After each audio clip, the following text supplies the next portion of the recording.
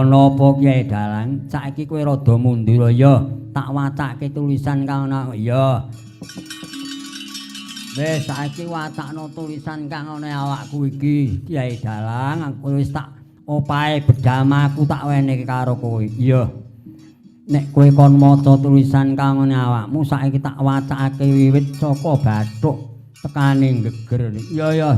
Mula gaging awak cakno Kyai Dalang. Bathara Kala, ana wigati apa? Mangertiya tulisan kang ana ing bathukmu.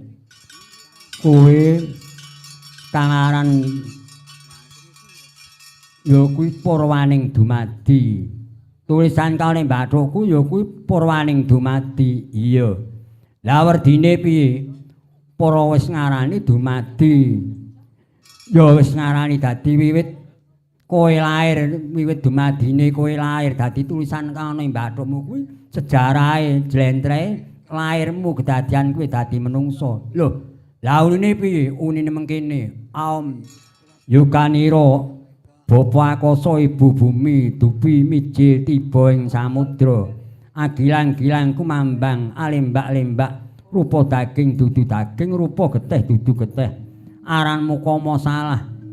Agirisa Nilamaya kadya manik mustika murup mangarap-arap andhatengaken prahara.